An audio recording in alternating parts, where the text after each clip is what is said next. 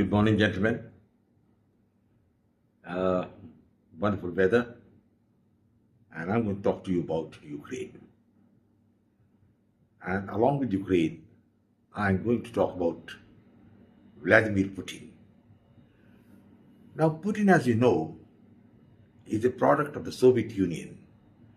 He was a KGB officer, an intelligence officer, and once the Soviet Union collapsed, he was able to get the eye of the president of Russia, Boris Yeltsin, and then there was no looking back for him, and he became the president of Russia. I think he's cast in the mold of Joseph Stalin, but there's a difference. Stalin was the helm of affairs of the Soviet Union at a time when the Soviet Union was united with a big cohesive force and a counterpoise to America, a counterweight. And unfortunately, when Putin came into power, Russia's state had greatly diminished, and the old Soviet Union had broken up into 18 countries, and the Russians didn't have the money.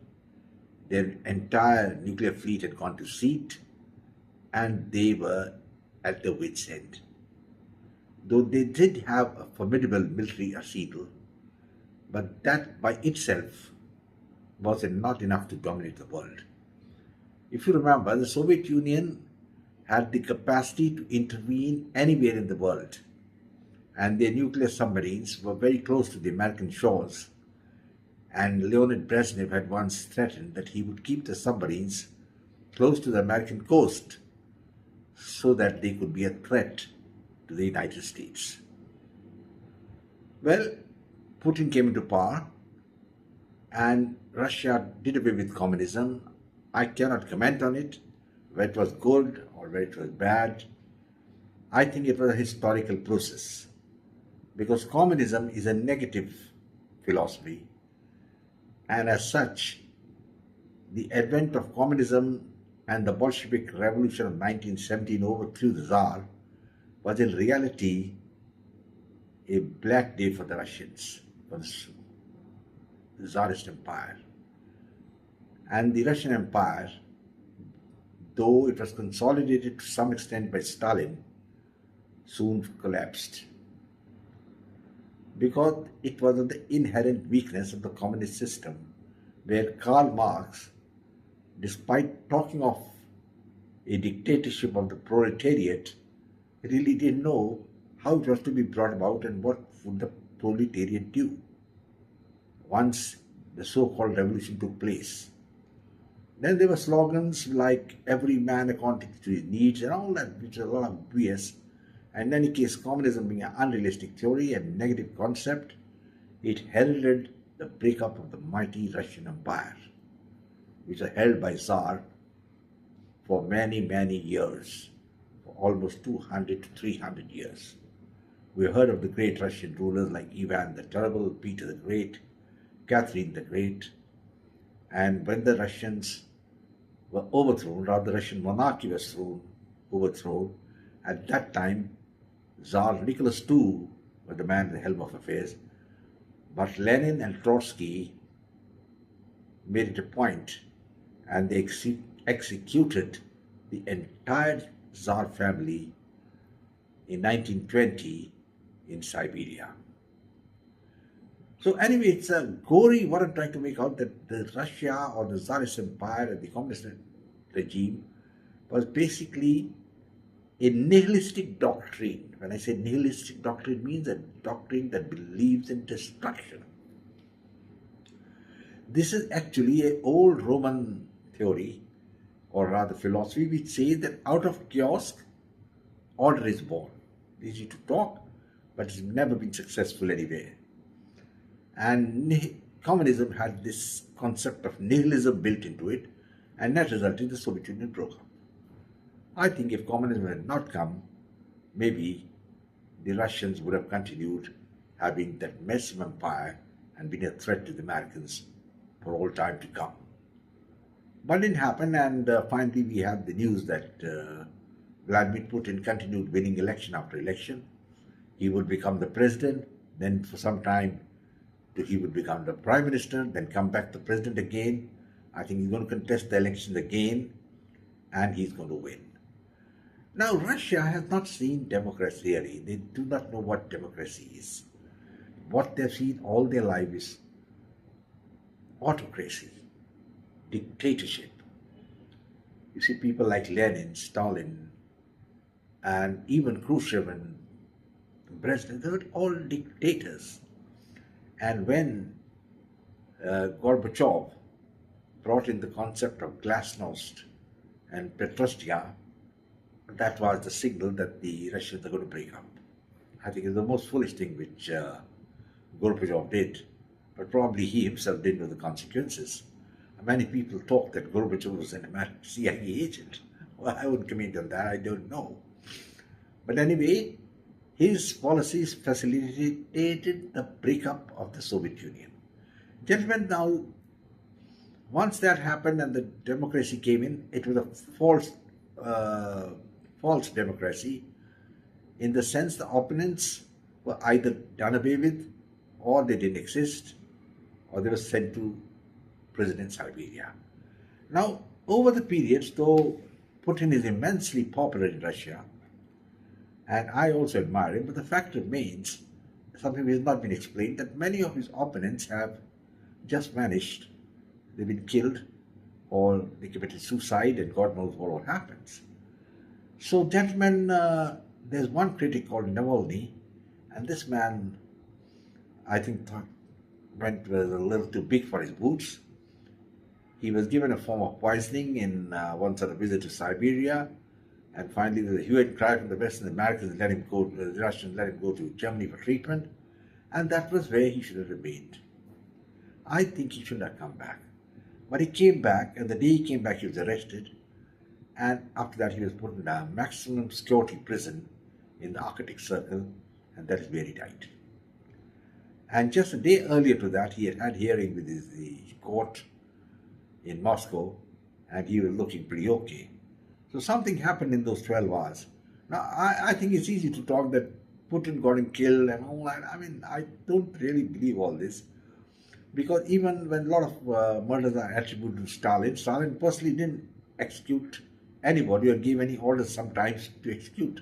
There were so many other Russians who carried out the actions thinking that Stalin would like all that, and so they carried out the executions and all that. Though overall, Stalin would be responsible, because he was the head of state. Gentlemen, Khrushchev, of course, changed the ethos of cloak and dagger policy, and he brought in a lot of freedom in Russia, and probably if it carried on, it would take Russia much forward. But it overthrew in 1964, and he was spared his life and spent his last years in a dacha close to Moscow, and that's the end of Khrushchev. Now, gentlemen, Navalny has died, and the Western press is crying hoarse that Putin has killed him. The American president also is alluding to it, and now the Americans have put in more sanctions on Russia. I think it's a very foolish thing, frankly, because first of all, they must remember that these sanctions have had no effect on Russia for 2 years. And now, as we're talking to about Ukraine, the battle tide is turning. They have captured one very important city in the east, and the Ukrainian army doesn't have recruits.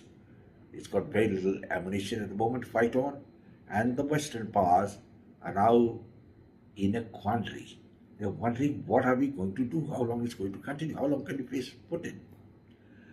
Now, Putin, I think, must be a little unhappy, because after fighting for 2 years, he doesn't have much to show as far as territorial gains is concerned. If the Russian army had really been good, they would have overrun the entire Ukraine by now. But the very fact that just taken about 18 to 20% of the Ukrainian territory which they held on for, and for almost 2 years, I mean, it's not a very big deal at all. But the war is definitely pinching the West, pinching Ukraine, which is destroyed. And Putin, I think, he's like the Tsars of old time. We can say he was a Democrat or whatever. He's not a Democrat in any case. And he got elected. Well, those elections are also in Russia a one-sided way. See, the Russian people are so brainwashed that everybody feels Putin is a great chap.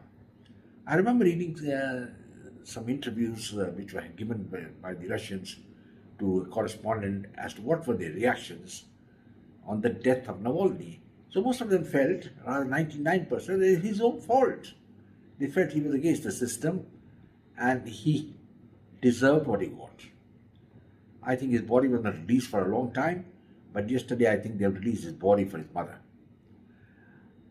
Now, I don't have much sympathy for Navalny. I think he grew up in the system, so he knew the system. And whatever you have to do as per the system. You can't bring a breath of fresh air when you don't have the means, you don't seem to have enticed the entire population to support you. And then I think he signed his own death warrant by coming from Germany back to Russia. There's no need for him to come back. He could have carried out a Russian government in exile or something and opposed Putin. But unfortunately, he came back and he paid his price. Now, a lot of people are talking that Putin has done it. I mentioned earlier, I don't think he's really himself responsible for all this. But the culture in Russia is such that an opposition leader doesn't survive. Because Russia, as I said, is not a democracy in the sense that it's like India or, say, the United States.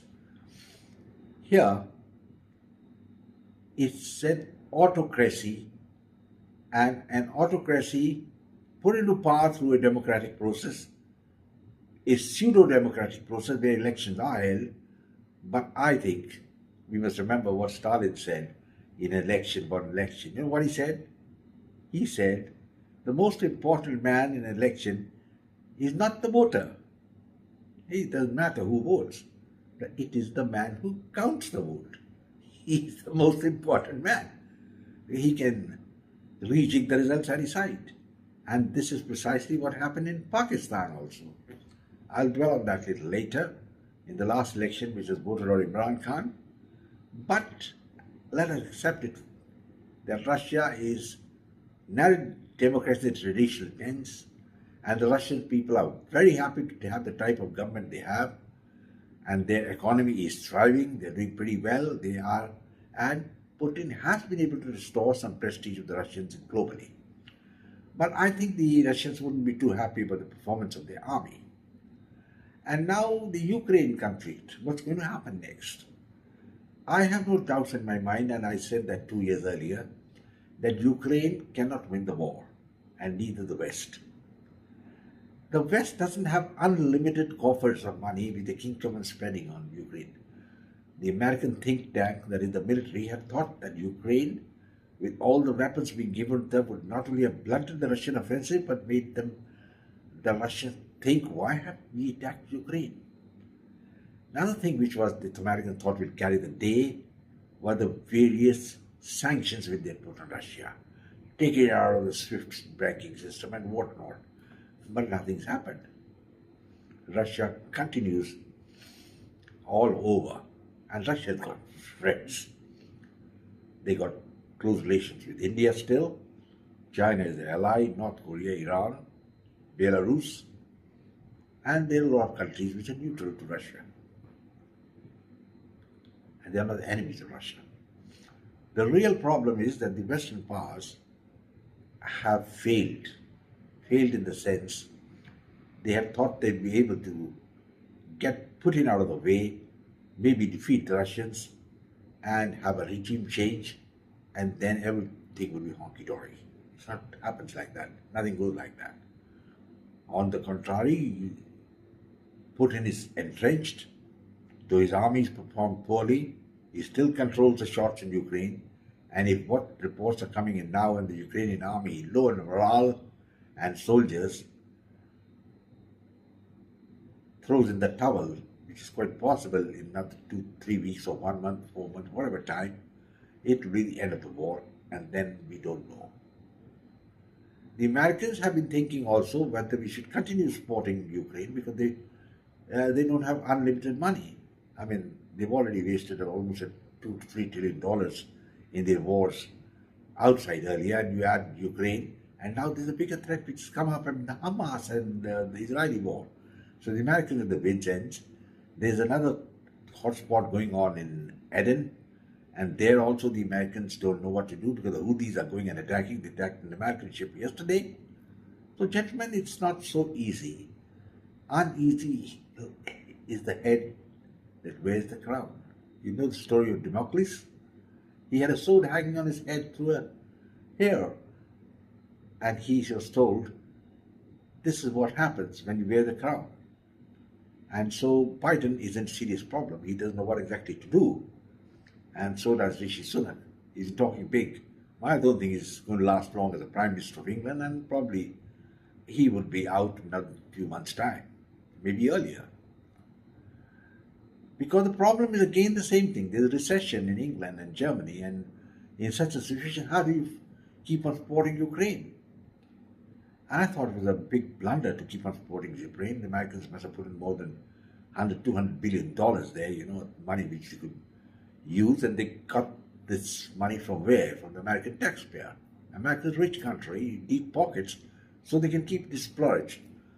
But even, the Hindu god of Kuber, his coffers became empty at some stage. And don't be too sure the same not going to happen in America. So there's war weariness in America as far as the Ukraine conflict is concerned. Most of the European powers are really at their wits' end. They never thought Russia was so resilient. The Russian army is, if it can gather its strings together and mount an offensive, I think there's a good chance that the Russians could be able to make deep penetration to Ukraine. And once they do that, a regime change could be on the cards. Well, gentlemen, this is where I will stop. Russia, as I told you earlier, is in a lot of problems internally, but the people there are happy with Putin and probably get elected again. I mean, you could call it an election or whatever it is, but perhaps some people will go and vote and they like him. And the fact is, he is popular. That point where the election, no election, you must remember this point. And he is a man cast in the mold of Joseph Stalin.